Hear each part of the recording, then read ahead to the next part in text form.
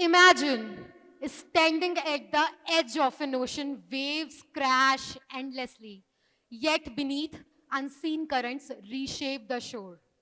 Now, imagine this, you are the shore. Life currents, your choices, your struggles, your surroundings are slowly shaping you. Now, that's evolution. Not the ones we read in textbooks like apes turning into humans, but the ones that actually shape us every day, inside and around us. And today we'll talk about those silent forces, those invisible currents that shape our identity, our mindset, and our legacy. So, hello everyone. This is Manya Goyal, a full time financial consultant, a podcaster, a LinkedIn and Instagram influencer, and so many other things in my forte. But today we'll talk about evolution and how a story of a normal middle class girl evolved to chase her dreams bigger than her fears. So you see, our identity, it's not fixed. We are not the final version. We all are versions in progress. Who we are 5 years ago are not who we are today, yet the echoes of our past selves remain. Research and studies shows that our brains are constantly rewiring themselves. Every action, every instance adds to the neural connection that transform who we are and how we think. So when I started out, I always wanted to become a doctor. But life has some other plans. Life rerouted me. When I was diagnosed with spondylitis, my career in medicine just became an impossibility. But instead of holding on to a broken dream, I switched fields. I switched from science to commerce. Though it was not like that, my core desire to heal, my core desire to become a doctor, or my core desire to help people disappeared. It just simply found a new outlet. Even though I wear a blazer today and work with balance sheets, it doesn't mean that my core desire to heal, my core desire to help people disappeared.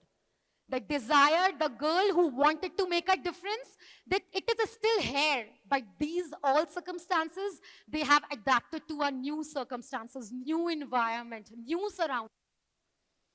So you see, evolution does not happen in comfort. It always happens in crisis, in chaos, in change. And there is a science to back that up. Organisms do evolve because of environmental pressures, not because of ease. And it's the same for us. Personal evolution often comes in the moments of pain and struggle, not in the moments of comfort and safety. So, when all my dreams were shattering, my world turned upside down. The core desire to become a doctor was just slipping away in front of my eyes. Then, from chasing doctor dreams in Kota to learning debits of commerce in my hometown, from Kota classrooms to my hometown classrooms, from uncertainties to certainties, everything was evolving around me. I was adapting. Then came ragging at my university, then pandemic, then losing a job offer, and then losing my biggest cheerleader, my dad, 2 days before exams. And almost losing my mother to death into a very, very serious road accident. These all circumstances were strong enough to break me, but they could not. Instead, they all became my catalysts. Adversity evolved me, pain refined me. So you see, personal evolution does not happen in vacuum. It always happens within systems, societies, cultures, institutions. And these systems evolve over time, often shape us in the ways we do not even persist. So I came from a small town where girls were not expected to dream that big. But my parents, they became my first eco breaker. They said, dream big, dream anyway, do not stop. So when I was doing all of these things, my world was shattering. My parents, my dad passed away. My mother suffered from a serious road injury. I had one thing in my mind that Manya, you can definitely do it. So you see, personal evolution, and we always talk about physical evolution. But what about our thoughts? Our thoughts evolve too. Even who we are and what we think 15 years ago are not what we think today. Yet the echoes remain. Echoes of fear, shame, self doubt. And they try to appear when we try to grow. When I took commerce, the girl who wanted to make a difference stayed. When I was learning communications, preparing for interviews, mentoring thousands of students, I observed that evolution is not what's visible. It's more it's the slow, silent shift that decide who we are and that make us transform what we become in future. Charles Darwin also mentioned that survival of the fittest, survival of the most adaptable.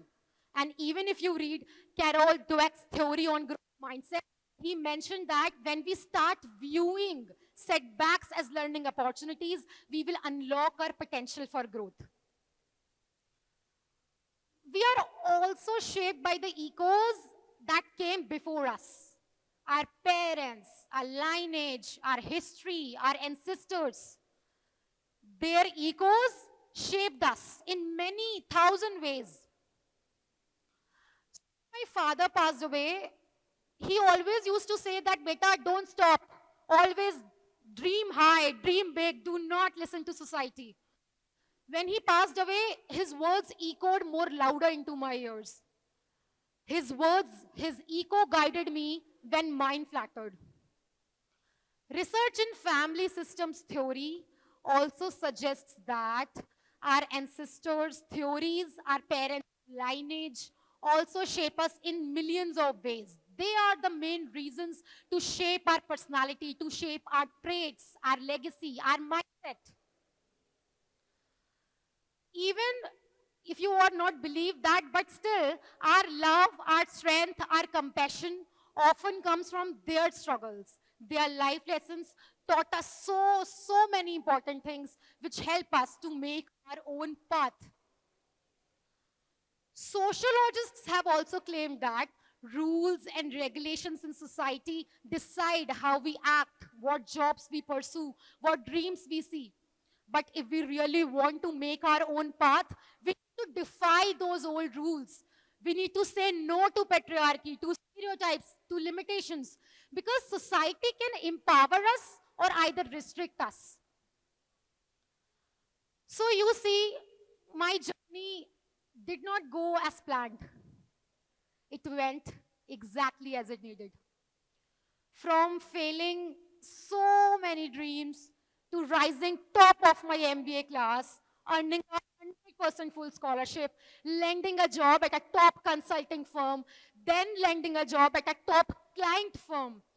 Not because I avoided failure, but because I was able to evolve. I was able to adapt one step at a time, slowly, gradually, making baby steps.